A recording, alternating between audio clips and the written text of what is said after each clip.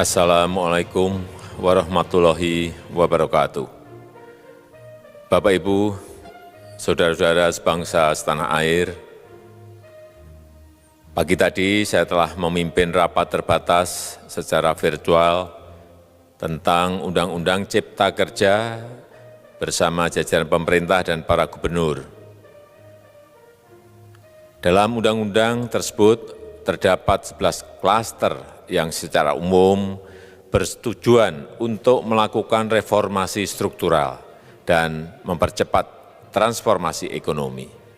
Adapun klaster tersebut adalah urusan penyederhanaan perizinan, urusan persyaratan investasi, urusan ketenagakerjaan, urusan pengadaan lahan, urusan kemudahan berusaha, urusan dukungan riset dan inovasi, urusan administrasi pemerintahan, urusan pengenaan sanksi, urusan kemudahan pemberdayaan dan perlindungan UMKM, urusan investasi dan proyek pemerintah, serta urusan kawasan ekonomi.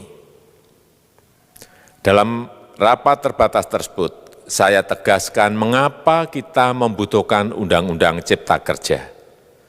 Pertama, setiap tahun ada sekitar 2,9 juta penduduk usia kerja baru, anak muda yang masuk ke pasar kerja, sehingga kebutuhan atas lapangan kerja baru sangat-sangat mendesak.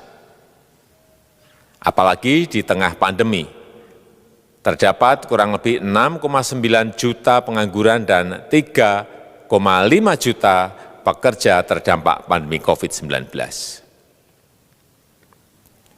Dan sebanyak 87% dari total penduduk bekerja memiliki tingkat pendidikan setingkat SMA ke bawah, di mana 39% berpendidikan sekolah dasar, sehingga perlu mendorong penciptaan lapangan kerja baru, khususnya di sektor padat karya.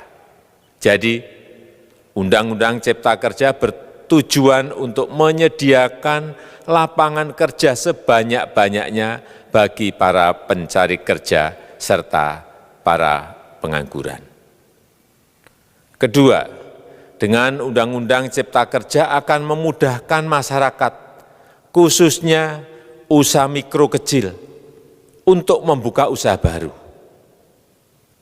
Regulasi yang tumpang tindih dan prosedur yang rumit dipangkas.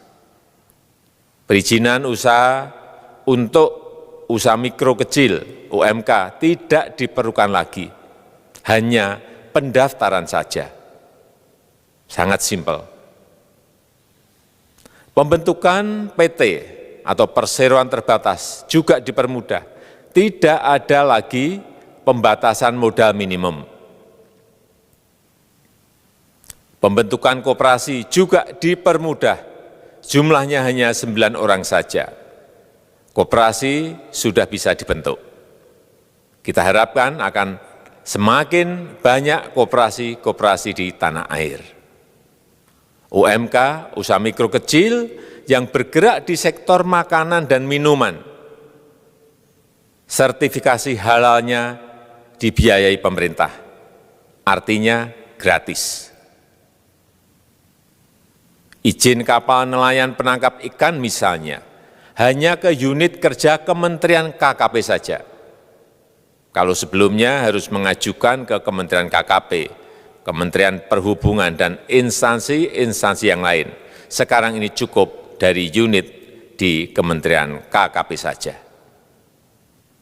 Ketiga, Undang-Undang Cipta Kerja ini akan mendukung upaya pencegahan dan pemberantasan korupsi.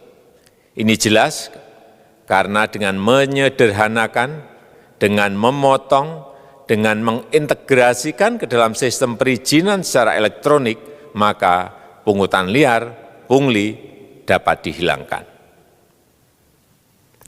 Namun, saya melihat adanya unjuk rasa penolakan Undang-Undang Cipta Kerja yang pada dasarnya dilatar belakangi oleh disinformasi mengenai substansi dari undang-undang ini dan hoax di media sosial. Saya ambil contoh, ada informasi yang menyebut tentang penghapusan UMP, upah minimum provinsi, UMK, upah minimum kota kabupaten, UMSP, upah minimum sektoral provinsi. Hal ini tidak benar, karena faktanya upah minimum regional, UMR, tetap ada. Ada juga yang menyebutkan bahwa upah minimum dihitung per jam. Ini juga tidak benar. Tidak ada perubahan dengan sistem yang sekarang. Upah bisa dihitung berdasarkan waktu dan berdasarkan hasil. Kemudian adanya kabar yang menyebutkan bahwa semua cuti sakit, cuti kawinan, cuti khitanan, cuti baptis, cuti kematian, cuti melahirkan, dihapuskan. Dan tidak ada kompensasinya. Saya tegaskan juga ini tidak benar. Hak cuti tetap ada dan dijamin. Kemudian apakah perusahaan bisa mem-PHK kapanpun secara sepihak? Ini juga tidak benar. Yang benar, perusahaan tidak bisa me-PHK secara sepihak. Kemudian juga pertanyaan mengenai benarkah jaminan sosial dan kesejahteraan lainnya hilang.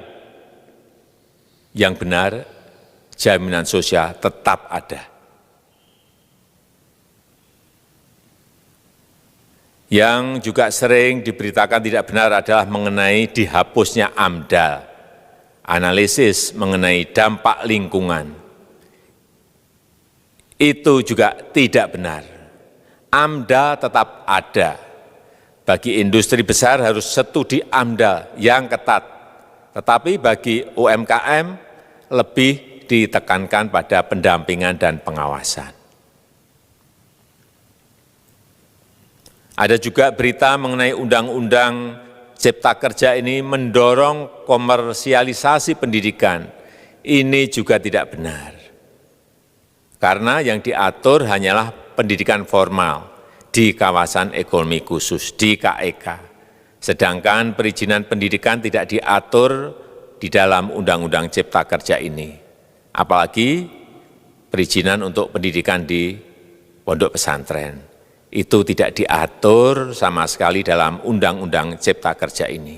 Dan aturannya yang selama ini ada tetap berlaku. Kemudian diberitakan bahwa keberadaan bank tanah. Bank tanah ini diperlukan untuk menjamin kepentingan umum, kepentingan sosial, kepentingan pembangunan nasional, pemerataan ekonomi, dan konsolidasi lahan serta reforma agraria. Ini sangat penting untuk menjamin akses masyarakat terhadap kepemilikan tanah, kepemilikan lahan, dan kita selama ini tidak memiliki bank tanah. Saya tegaskan juga bahwa Undang-Undang Cipta Kerja ini tidak melakukan resentralisasi kewenangan dari pemerintah daerah ke pemerintah pusat. Tidak ada. Perizinan berusaha dan pengawasannya tetap dilakukan oleh pemerintah daerah sesuai dengan NSPK, norma, standar, prosedur, dan kriteria yang ditetapkan pemerintah pusat. Ini agar dapat tercipta standar pelayanan yang baik di seluruh daerah, dan penetapan NSPK ini dapat nanti akan diatur di dalam PP atau peraturan pemerintah. Selain itu, kewenangan perizinan untuk non-perizinan berusaha tetap ada di Pemda, sehingga tidak ada perubahan. Bahkan kita melakukan penyederhanaan, melakukan standarisasi jenis dan prosedur berusaha di daerah. Dan perizinan berusaha di daerah diberikan batas waktu. Ini yang penting di sini. Jadi ada service level of agreement. Permohonan perizinan dianggap disetujui bila batas waktu telah terlewati. Saya perlu tegaskan pula bahwa Undang-Undang Cipta Kerja ini memerlukan banyak sekali peraturan pemerintah atau PP dan peraturan presiden atau Perpres. Jadi setelah ini akan muncul PP dan Perpres yang akan kita selesaikan paling lambat 3 bulan setelah diundangkan. Kita pemerintah membuka dan mengundang masukan-masukan dari masyarakat dan masih terbuka usulan-usulan dan masukan dari daerah-daerah. Pemerintah berkeyakinan melalui Undang-Undang Cipta Kerja ini jutaan pekerja dapat memperbaiki kehidupannya dan juga penghidupan bagi keluarga mereka.